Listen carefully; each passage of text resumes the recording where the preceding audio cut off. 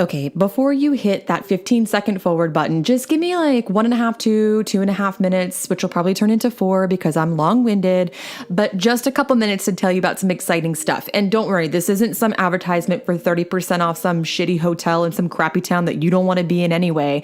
This is pretty awesome stuff. First is the Dharma Drops book community. This is a fully online book community for everyone. So whoever you are, wherever you are, come as you are and join this online book community. We'll be exploring books each month about yoga, life, or whatever. The first book starts June 1st and will be the yoga portion, the Bhagavad Gita. In July will be the life portion, Oprah Winfrey's new book, The Path Made Clear. And then in August, the book is The Language of Flowers. This is fully online. In addition to conversation and community about these books, I will also be offering digital content to supplement the reading each month. So like a yoga class, a meditation, a lecture. To learn more about that, head to RebeccaWarfield.com/shop and you'll see the information there about the book community. Just click on it and you can get all the deets and register there. Secondly, I'm excited to announce my latest collaboration with Danny Neer McGrath of Spiritual Junkies, and that is Solopreneurs, S-O-U-L, Solopreneurs. Get it? Solopreneurs is a global sisterhood of women in business. This fully online community is dedicated to serving and growing a group of like-minded entrepreneurial women in heart and soul-centered businesses. So if you're a yoga teacher, a massage therapist, an artist, a wellness coach, a health professional, this is for you. If you are in the business of the heart and soul, Solopreneurs is for you. This group is an online community that is designed to not just help you network, but to help you build business skills, to find strategic partnerships, and to really get into the nitty-gritty of your soul-based business with other women like you. Here's just a short list of things you will get as a member of the Solopreneur group. Enrollment in a private Solopreneur Facebook group, weekly opportunities to share special offerings and information about your business, a monthly exclusive podcast just for your group, monthly digital content and supplemental materials, opportunities to host workshops, challenges, lectures, or offerings of your choice that can showcase your business, monthly community themes to inspire new ways of thinking about your businesses, opportunities to collaborate, skills to build your business, and information and workshops from experts. In June, we'll be getting intentional with our business. In July, we'll have the theme of Who Said Business Can't Be Fun. And in August, we're going back to basics with the business boot camp. There's a special introductory rate of $11 to become a first generation member of Solopreneurs. And if you register now and enroll at the intro rate, you'll be locked into the $11 rate for life. So don't wait to enroll. You can find more information about this at RebeccaWarfield.com/shop. Now on to the episode. This is Dharma Drops with your host, Rebecca Warfield. This podcast is a little bit about yoga, a little bit about life, and a little bit about whatever. And just as a warning, this podcast is unscripted, so that means I might regret a few things that I say. But hey, maybe I'll say some pretty awesome stuff too. Remember, these are musings, not truths. Buckle up, giddy up, because here we go.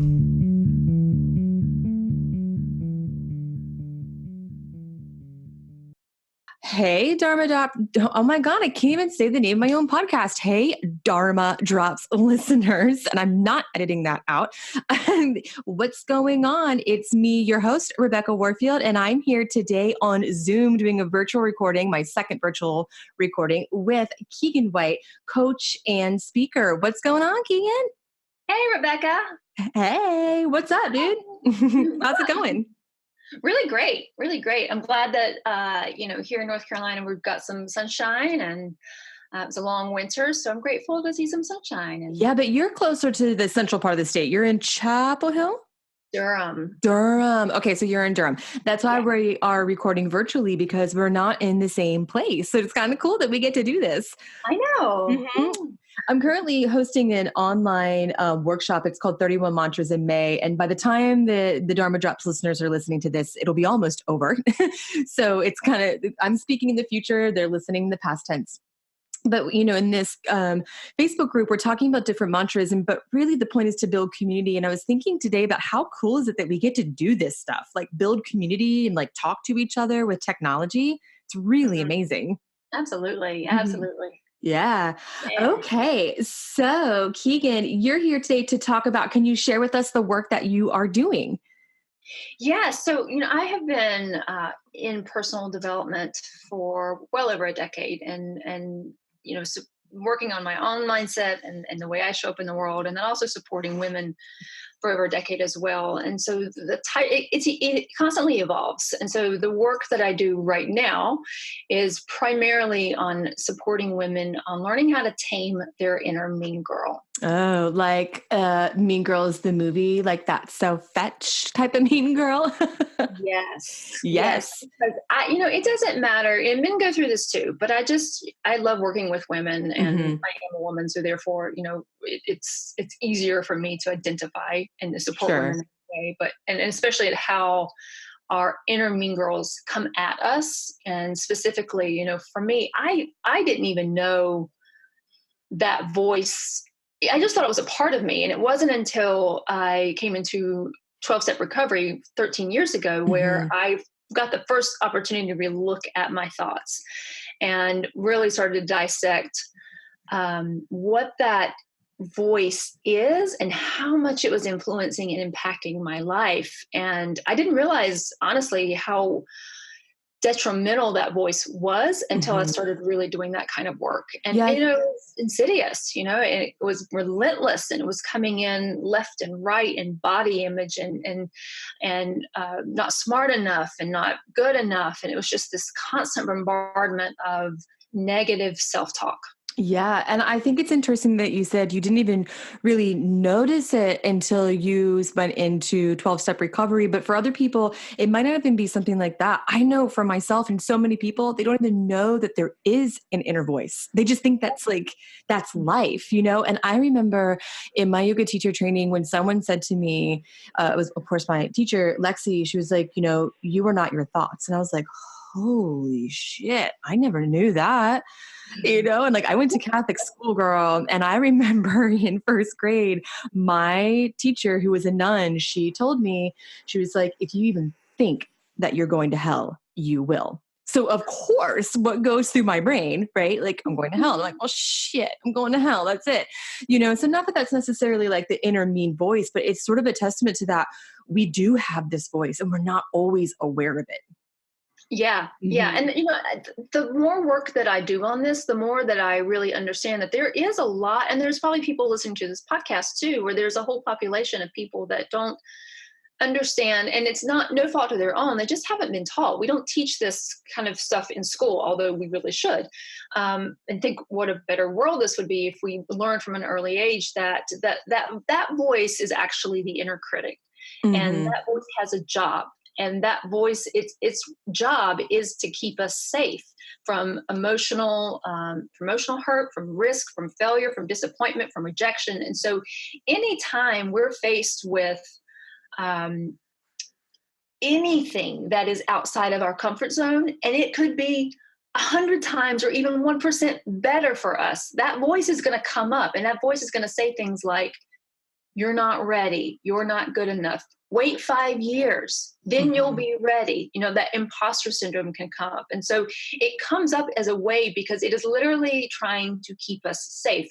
But because habitual habits form, and in the way, even in our brain, in the way that we think, um, it has just created this way of thinking. And so many people identify with that voice Mhm. is their voice. Yeah. So you're talking about how the thoughts keep you safe. Can you explain that a little bit more? Because I mean, for like the everyday yogi who practices all the time, that might be maybe a little more clear, but there's a lot of people who listen to this podcast that aren't yogis. So can you speak to that a little bit?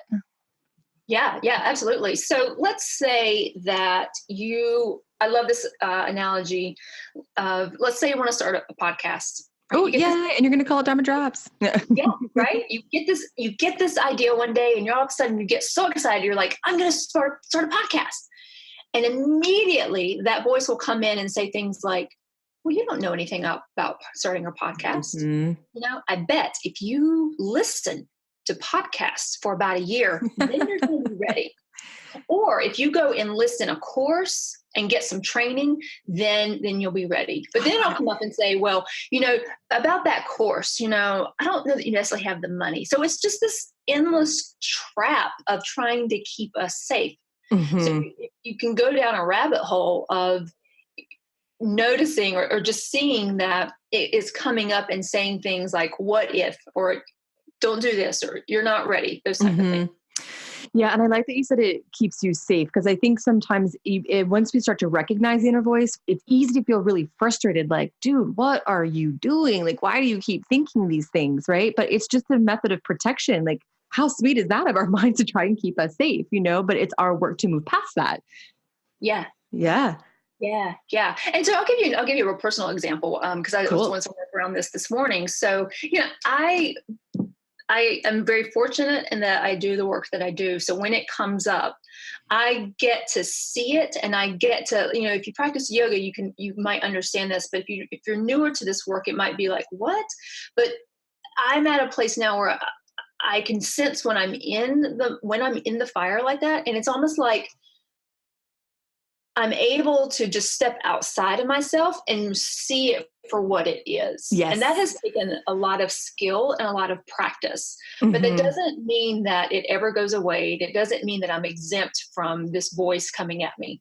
Right. It just means that I've learned how to notice it quicker, and then have tools now in which I can shift it. Now, so I'm getting ready to go through a change. So I was like, nobody really knows this yet, but here I am talking about it. So life has changed, right? Life has changed. Yeah. So I've been coaching for the last several years, and I have always felt this calling to be a speaker.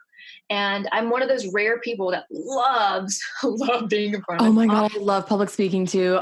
Maybe it feeds my ego. I don't know, but like, give me an audience, I will perform. Yeah. Well, yeah, the performer in me, grew up as a dancer, actor. That's right. I forgot about you. I can't say it. Forgot about that. You are a dancer. Yes. I love being on stage, and so for a long time, and I specifically wanted to speak around, I've been in recovery from drugs and alcohol for 13 years. And so That's I've been amazing. Thank you. And, did I see on Facebook that you recently celebrated an anniversary of your recovery? Oh my gosh, that's amazing. Congratulations. Yeah. So cool. Sorry for interrupting. Go ahead. Yeah, no worries. Yeah, it's a big celebration. So, so I've been wanting to speak, and, I remember being at Wilmington Yoga Center years ago and just being hit with like this desire or calling to speak, and just not being ready yet. And so long story short, I enrolled in a very intensive public speaking course / training this past fall, and it has been mind-blowing and wonderful. And it's really guided me to start to focus more on the speaking aspect of things, and specifically around supporting people, not only with their inner mean girl, but really overcoming adversity and using my background in overcoming drugs and alcohol to support other people in overcoming their own trauma and their own adversity. Because we all, my experience is that you don't get out of this human experience without facing hardship in some way, shape, or form. That's right. If you're not facing any hardship or trauma, you're probably not alive. Right? Yeah. It's just like part of life. It is. It's such a part of life. And so, kind of to circle back around that inner mean girl coming up. So, because I'm going to be shifting primarily into speaking, there's this fear that's been coming up, and it's like this nagging little fear that's on the peripheral vision of my mind. And I know it's there, but last night it wasn't on the peripheral. Last night it was like up front and center. How are you going to do this? Do you really think you're going to be able to pull this off?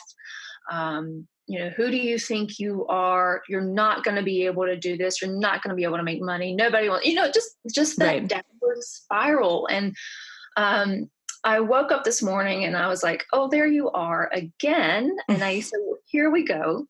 Here we go. And so there's the part of that is real easy when that comes up, to go into self-pity, into self-doubt. And for me personally, I can go into self-pity with that very easily. Oh, woe is me.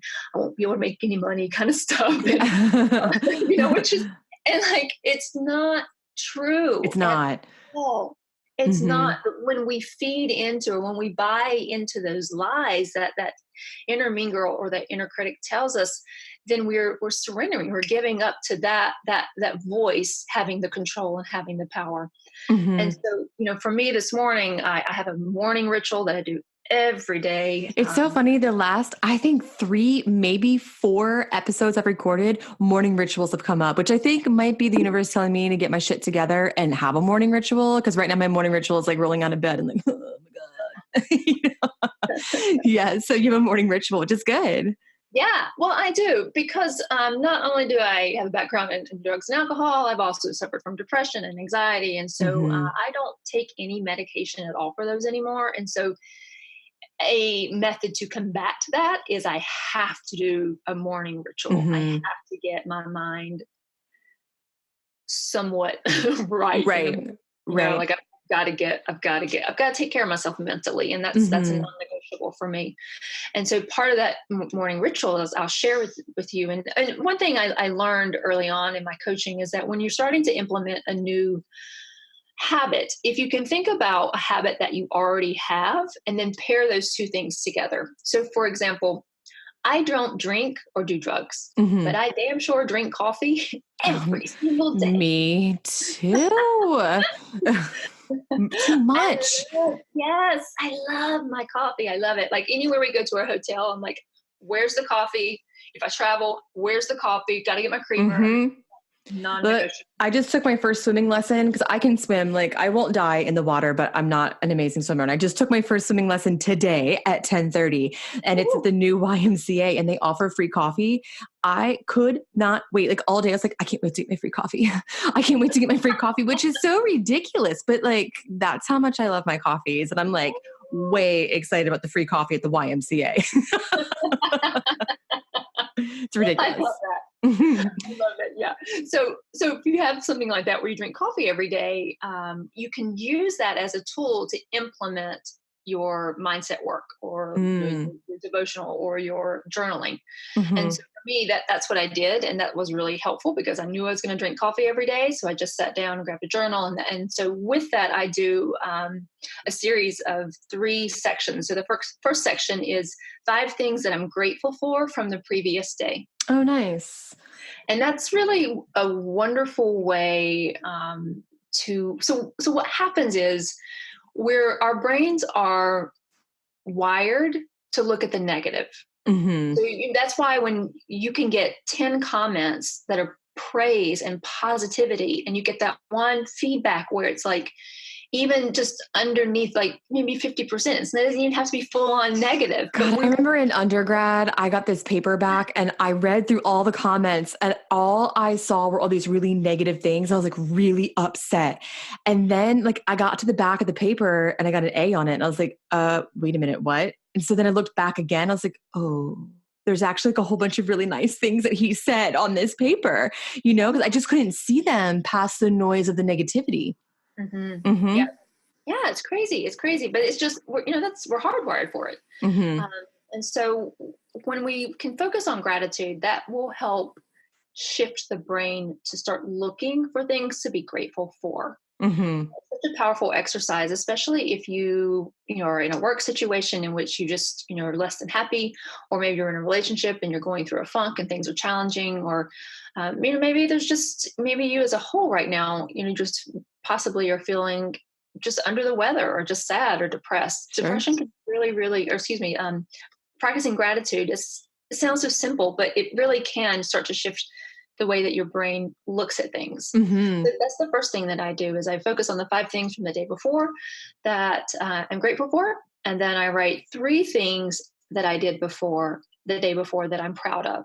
Oh, I like that. That's really nice. I recorded an episode a few weeks ago with Kim and Kimberly from a podcast called Reds, Bites, and Conversations. And we actually talked about gratitude journaling.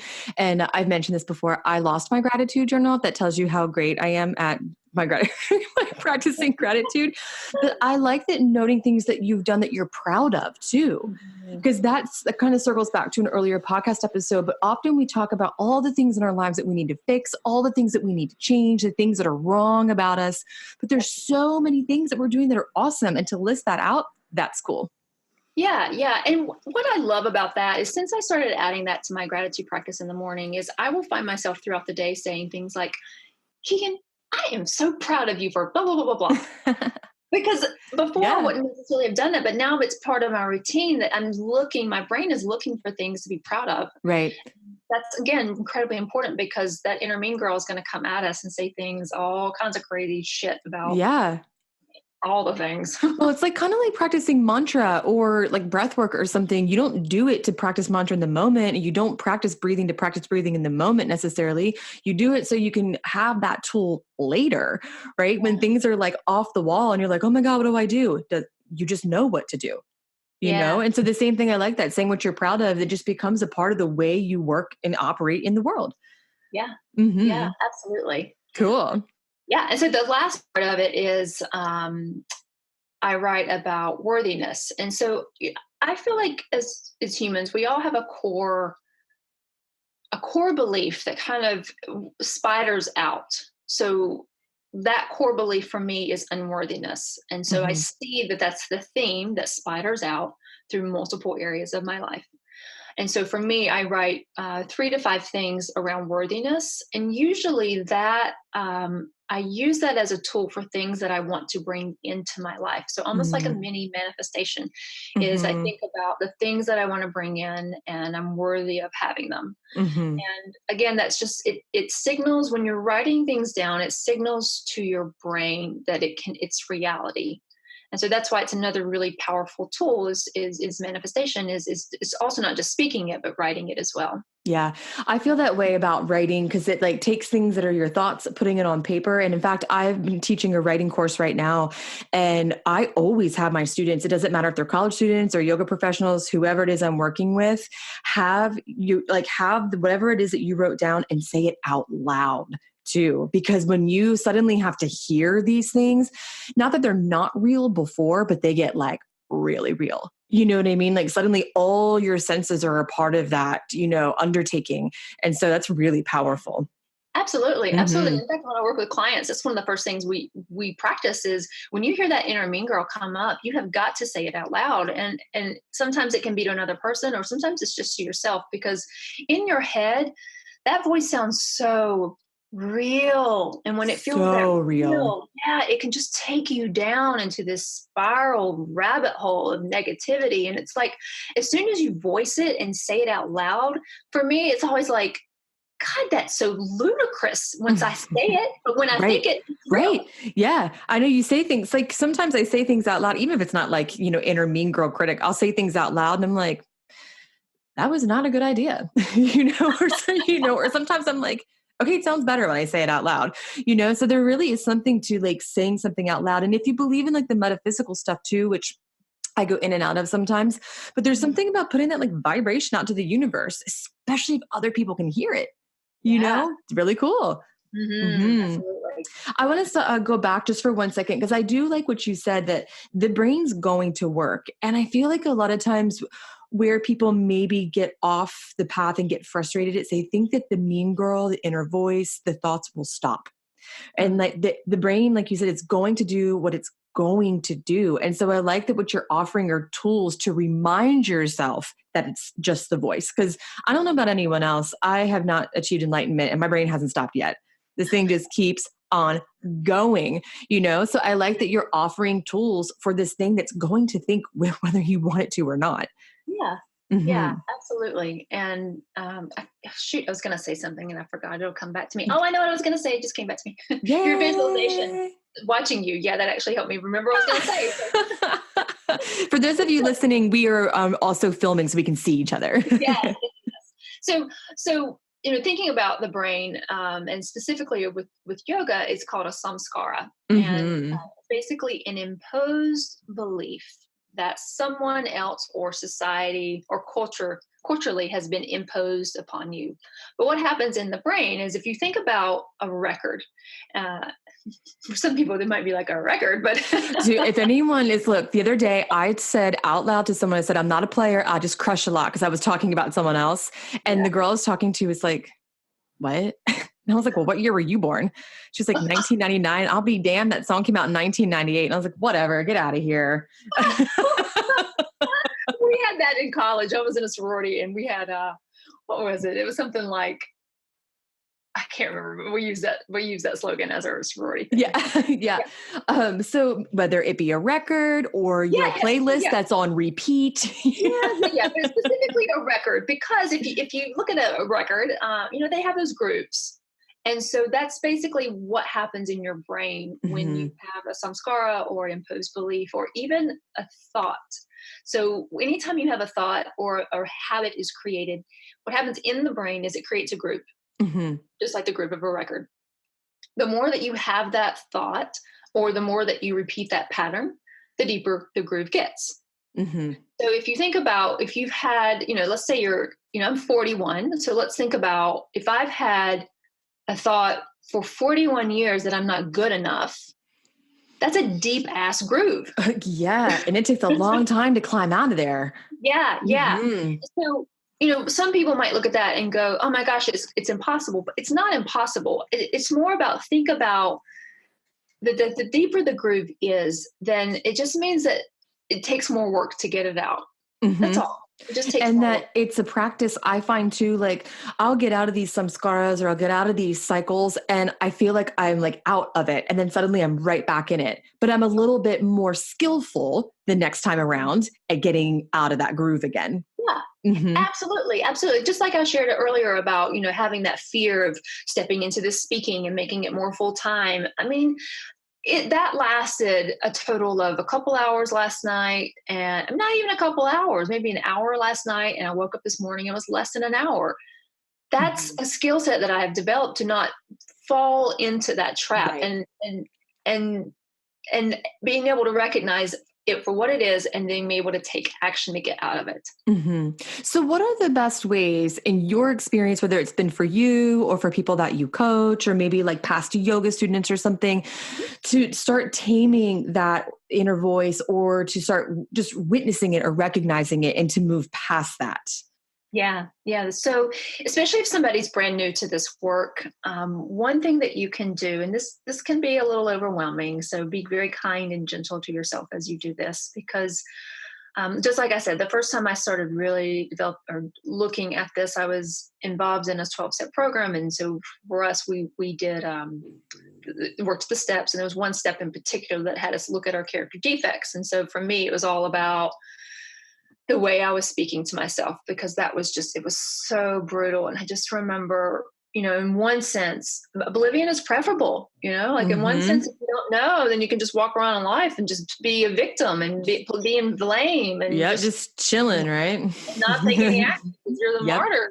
Like, it's like, once I started doing the work, it was like, oh shit, now I have this awareness and to really try to do something. I remember being a little pissed about it in the beginning, but the work is hard. The work is hard. Yeah.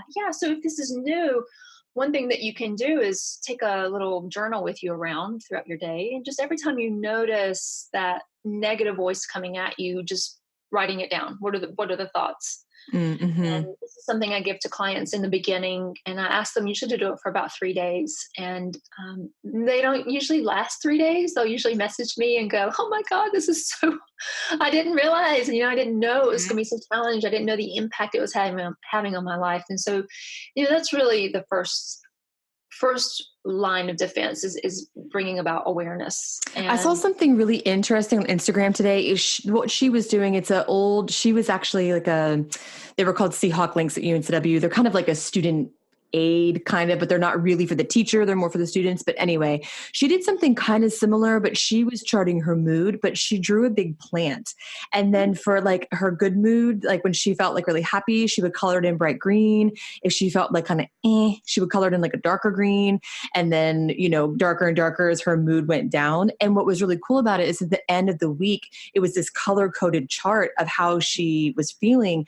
And she said in her Instagram post that she thought that she was always in a bad mood. But then when she looked at it, it was actually mostly colors of being really happy. Isn't that cool? Yeah. And I think that's something that you could even do with your thoughts. Like when you are thinking a negative thought, color code this. When you're thinking a positive thought, it's really cool. There's a nice, like sort of artistic visual way to do that. Yeah, yeah. And I think too, what I love about that is it brings it around to her realizing that she has more positive thoughts Mm-hmm. or positive emotions than negative. Mm-hmm. Because again, we're hardwired for, sorry, there's a siren in the background. We're That's okay. hardwired. Airplane went over my last episode. It's fine. Okay. Yeah. So we're hardwired, for the negative. So I think I'm a visual learner. So anytime I can visually see something, hmm that's why the work is so powerful for me, is it gets out of hmm my head and I can see it. Yeah. That's the first thing, is the first line of defense, I'd say, is the awareness. And then the second, I love this from Byron Katie. She's called the work. I don't do all 4 steps. I usually just do the first step. I That's mean, kind of how I one am. step is better than none, right? I take bits and pieces and I do what works for me. But one of the first things she asks is it true? Oh. And I love that because, is it true? And a lot of the time it's not. hmm It's not. And so, that's in the beginning. I do a lot of work with clients around getting into the subconscious, because what's underneath so we're only aware of about 5% of our thoughts, and that's our conscious mind. And then underneath all that is the subconscious mind, and there's about 95% that we're not even aware of. It's where our memories are stored, it's where trauma is stored. And so it's where a lot of those samskaras, those hmm imposed beliefs from early childhood, are stored. And so most people don't even realize that they're walking around and they're operating from their subconscious. So your conscious mind can be saying things like, I want to start a podcast. And even though the inner me girl can come up and say all things like, oh, get more experience, or you're not good, you're not ready. On a subconscious level, if there is a belief underneath that's saying things like, or if there's a belief that says it's not safe to be visible or be hmm heard, hmm it doesn't matter what you do, that's going to always sabotage you, because it's going to always go back to that subconscious belief. So I do a lot of work with clients around uncovering what the subconscious belief is and then rewriting that subconscious belief. My But sister's a therapist, and a long time ago, I was having a really hard time, and I was telling her, like, I was just so pissed, and she was like, when we feel things, sometimes it's helpful to imagine it as a blanket. And if you lift that blanket up, what do you find? And that kind of makes me think of what you were just saying, like underneath all of this stuff, what's there? Because the thoughts are maybe secondary, right? yeah, Yeah. So yeah, interesting. hmm yeah, yeah. But then, there's that. There's that underneath. But then, just going back to the awareness and then asking, is it true? And then, writing about it, journaling about it is really a powerful tool to start to see, what would happen if you took action anyway? hmm Like hmm what would really, and one of the things I love too is putting myself in the experience and noticing what that feels like. And what I mean is, if I'm torn between, let's just keep with the podcast example. If I'm wanting to start a podcast, then to really go into some visualization around what's it going to feel like to start the podcast. What's it hmm going to feel like to impact? Like, what's my reason for starting the podcast? Do I want to impact people? Do I want to educate people? What's that going to be like? What's the trickle down effect? And just noticing, what does that feel like in the body? hmm And then shifting into, okay, let's say you don't do the podcast. What happens then? And then really walking myself through that. What is that going to feel like if you don't get your voice out, if you don't get your Right. message out? And then, just really playing the tape all the way through on both sides, and notice, what does that feel like in the body? Yeah. And walking through those two things, it's a super simple little exercise where you can get clear about what you need to do. And if you can hold on to that, the why, and continue to take action, that's going to Yes. support you so much better. And that's one of the things, going back to what I was talking about this morning about being all in my head about the money stuff and am I going to be able to do it? I immediately did my gratitude practice, and then I went right into, what are solutions? What can I do? What actions can I take? Because that is incredibly important, that even when we have fear, even when we have that voice come up, that you get right into action. This just keeps coming up on this podcast over and over and over, the importance of just doing it.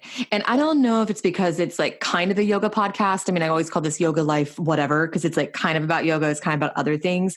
And maybe a lot of people who have been on here, are either current yogis or past yogis or interested in yoga, but there's so much talk about like having skill in action and just taking action. Even if you don't know what you're doing, just do it. I mean, I think that's come up at least 5 times in the last 7 episodes. Yeah. Yeah. Yeah, it's so important because when we get into that place of overwhelm, when we get into that place of fear, when we get in a place of frustration, it can keep us paralyzed. It's called analysis paralysis, right? You spend all your wills like thinking and thinking and thinking and thinking and thinking and thinking. And at the end of the day, you're exhausted, but you haven't done anything. Right.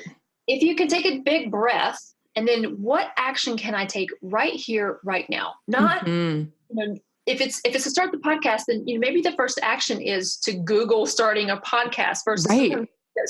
so caught up in like all the things versus what's the first thing you can do to take some action. I like that analysis paralysis. Mm-hmm. That's a good term. I like that. Yeah, right? Yeah. So you also do a little bit of work with movement, right? Uh-huh. Yeah. Can you talk about that? Because girl, I love to move, whether it's dance, yoga, now swimming, something, it's so fun. Yeah. I think I came out of the womb moving. Me too. I loved to dance. I remember being 4 or 5 years old and would get my parents and my big brother to come out on days like this in the spring and summer, and they would drag out their lawn chairs. My parents would grab their mixed drink, and then they would sit there and I would perform for them. Like it's in my bones. And even I remember all through middle school and high school, even in elementary, I was fortunate enough to have a basement in one house, and then we moved. My dad actually built me a dance room over our garage. That's so sweet. I know. What a nice dad. Yes, he is a wonderful dad. And so I spent tons and tons of time just dancing, and just that became my therapy. Really was being able to move my body. And so when I went to college, that inner mean girl has been present since I was in middle school, and it has really kicked my ass. I think dancers are the masters of the inner mean girl. Yeah. I mean, it was brutal. And so for me, I struggled in school. I'm actually quite smart. However, my boyfriend and I were talking about it this week, just the way that public schools present, or especially back in the 80s and 90s. Yeah. There's one way, and I struggled in school. And so because I struggled in school, I thought I wasn't very smart. And so when I went to college, I didn't feel smart, and I felt like I wasn't good enough. And so I ended up majoring in dance, not because I was going to be a professional dancer or even a dance teacher, just because my dad told me you're going to graduate college. And that was the easiest way for me to get Right. Yeah. So going back to the movement, it has always been a part of me. It's why I ended up teaching yoga for so many years, is I just love moving my body. And so movement to me is an incredible tool in shifting our inner mean girls, because, for me, I work at home now. And so I spend a lot of time by myself. Me too. Me too. You're like me. This is not the healthiest setup for me. No, not at all. I feel like I'm moving less now than ever before, actually, which is crazy. Yeah. So, and so what can happen is you're in this environment where it's just me. I don't have anybody to bounce my craziness off of. I'm in my head and working by myself. I'm an entrepreneur. So there's a lot of fear can come up around, how am I going to make money and get clients and blah, blah, blah, blah. And so that inner mean girl can get spiraled up, and it can go into analysis paralysis. And so one of the things that I do is I stand up and I just shake out my entire body. So that's the first part of movement. It doesn't have to be some class. It literally can just be stand up and shake it out. So you don't have to do 32 fouetté turns, right? Is that what you're saying? Yeah, exactly. The meditations, you can stand up and just shake your body. And so that is something that I do on a regular basis, especially if I'm writing and if I find that I'm stuck on something, I'll get up and move.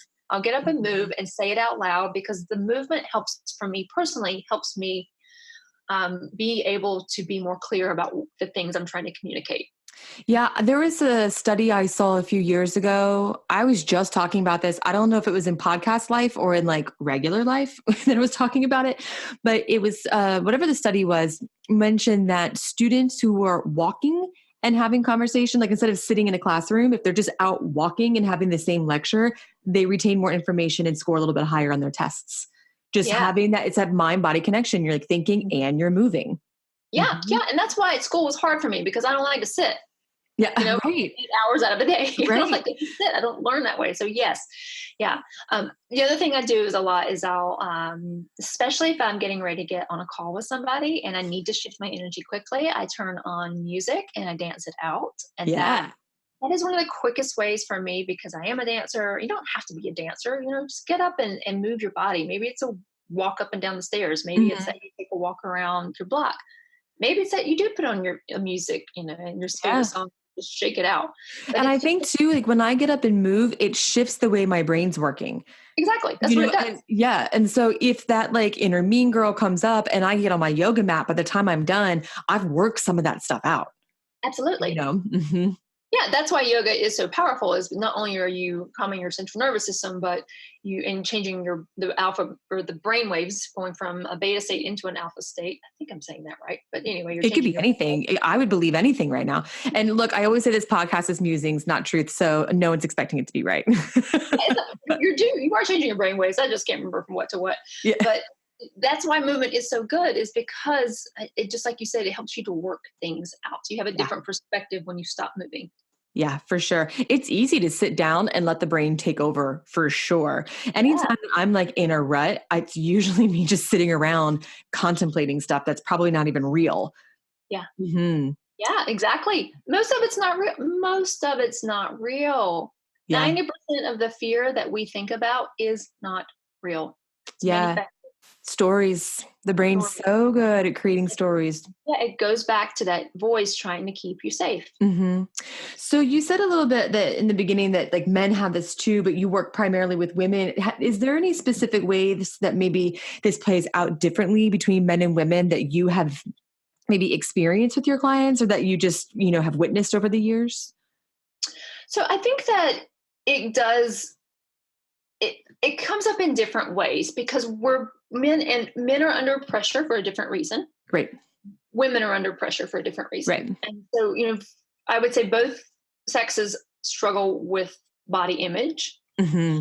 I would say women probably struggle more with body image than Yeah, men. I do think it's increasing for men though. Years ago, it's probably been 5 years ago now, there's a really good article out about the male body image, and they used Hugh Jackman and Wolverine as an example. And it was really good. And a lot of guys who listen are probably like, whatever. But this was a really good article that, looked at, I didn't look at, it talked to men who are struggling with eating disorders or exercise addictions. Yeah. It was really interesting. Sorry, I interrupted you. Yeah, no, that's okay. Yeah. Yeah. And so, like, for women too, we're taught just very differently and it is Mhm. shifting. And I would say that, I have a stepdaughter, she's 11. And I would say for her generation, it will be much, much, much different than Mhm. my generation. But there is this still, for probably most of your listeners too, there is still there's differences between the man. I can't talk either. So Men it's and science, women. contagious. Like, in the sense that, for women, there is a lot of pressure around career. There's a lot of pressure around having a family. There's a lot of pressure of doing it all. There's a lot of pressure, in having the perfect body. Right. There's a lot of pressure. And for women too, we're still taught differently in that, to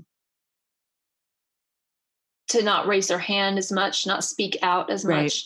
I ask, Paige is her name, my stepdaughter, and I'll ask her questions, who in your class raises the hand the most? And do you ever feel comfortable raising your hand? And she's like, no, I don't feel comfortable raising my hand. And so Yeah. trying to encourage her that, it's okay, and to speak out, but also respecting her in her personality and not trying to push her into being something that she's not. That's been interesting. But just going back to women, there's just a lot. And, God bless social media. It's something, isn't it? The pressure that social media has brought in is a whole Yeah. different level. And like, there's all these really cool things happening on social media, like, body positivity, which I love that sort of stuff. But I even think that's also a certain level of pressure, right? That we just have to put our bodies out there if we don't want to. Yeah. Not that you have to like want to or not want to, but there's all this like, oh, well, if I'm really fit, I'm going to take a picture of myself at the gym. Or if maybe I have more curves, I'm going to be in a bikini and say it proud. There's like no in between of like, hey, cool, I'm just chilling. You Yeah. know? Yeah.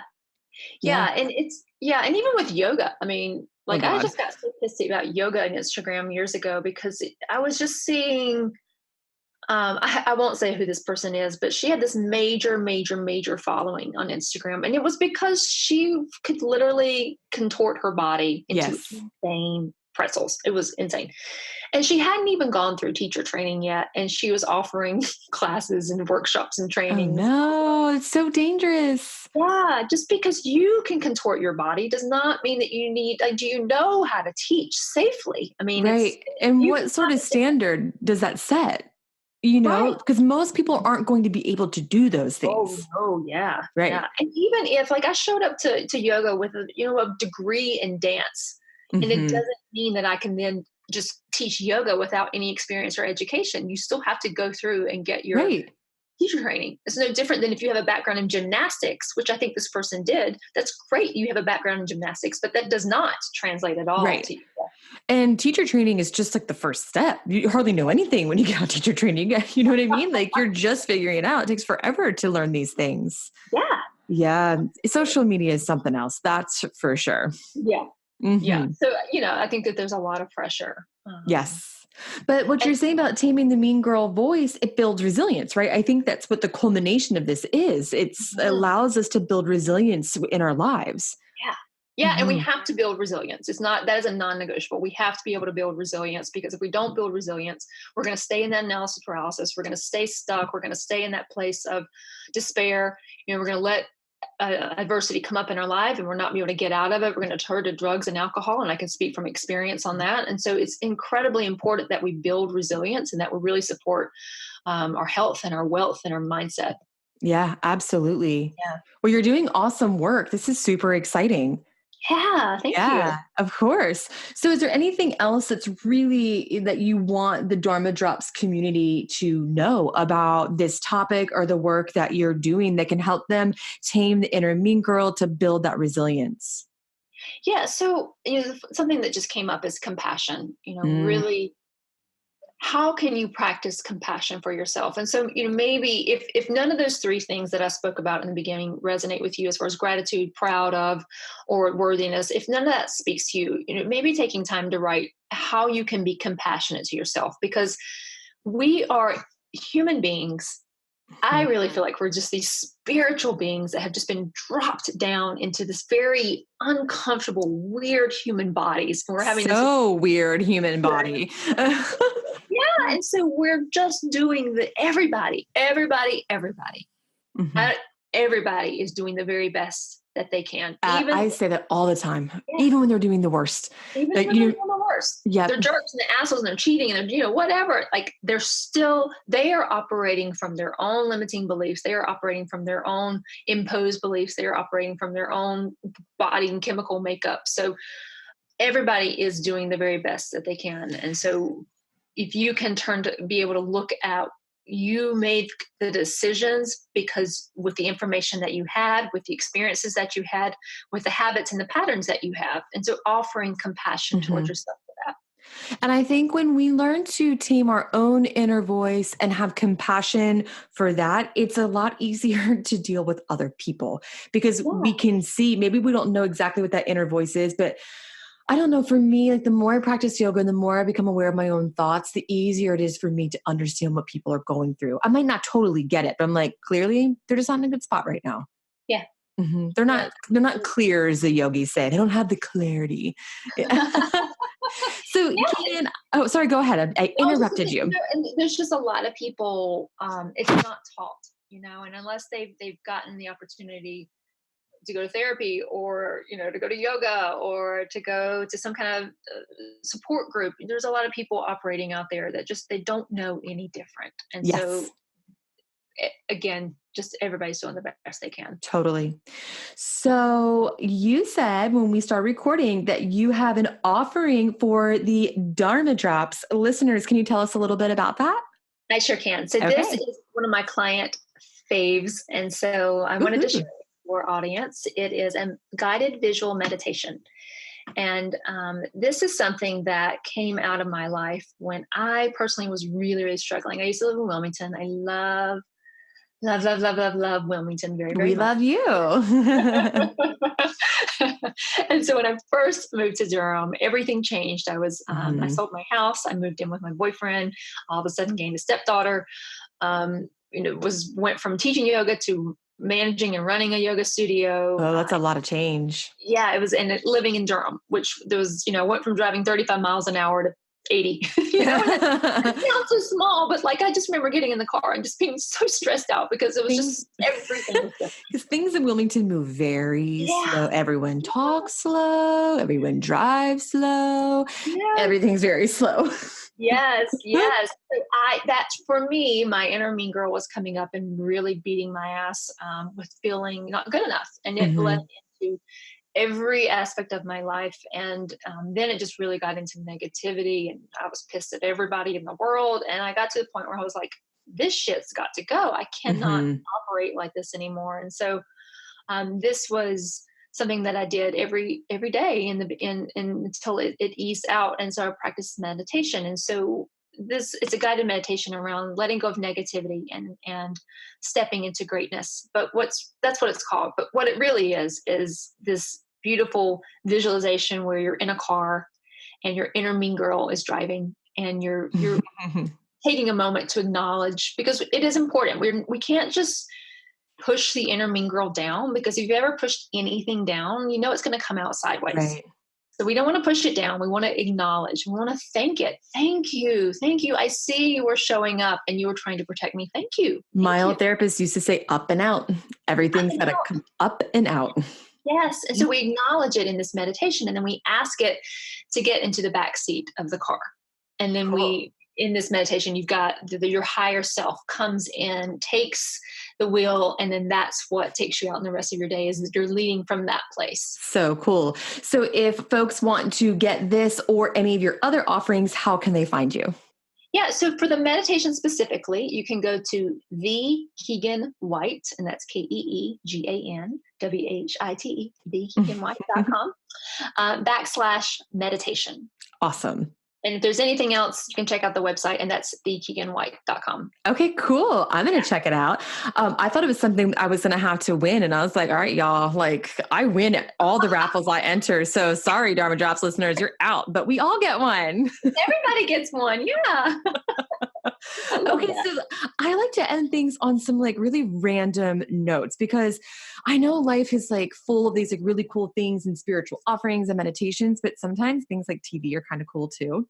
Yeah. So are there things in your life right now that you are just really enjoying? Books, TV, podcasts, travel? I don't know. What is happening right now that you are excited about? So we love World of Dance at our house. I haven't seen World of Dance. Oh, girl, as a dancer, you must watch it. I'm writing it down right now so I remember. It is phenomenal what people can do with their bodies. Isn't it crazy? People are so talented. Real. Go watch it. It's almost over, and we love The Voice as well. It's on at the same time. The Voice has changed their format slightly, so we're a little perturbed. We don't quite love it as much, but I don't like Gwen Stefani and Blake, whatever his name is, together as a couple. I don't know why. So I feel like I can't watch, because I'm like, Gwen, come on. Well, she's not on it right now, but she's not. This is how out of touch I am with The Voice. yeah, she hasn't been on a couple seasons, but sorry. That's what we love. Books. I just finished a series that. So I love the books Outlander. I discovered them. They're pretty popular, aren't they? They are really popular Yeah. right now because they made it a TV show, but I got into it pre-TV show, and it's really, really good.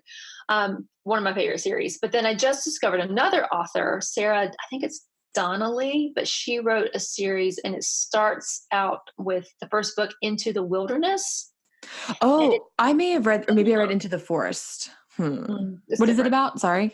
So it's so I love historical fiction. Love Okay. it, love it. This Me is too. late 1700s, This is not the same upstate book. New York. Have you read Loving Frank? It's historical fiction about Frank Lloyd Wright.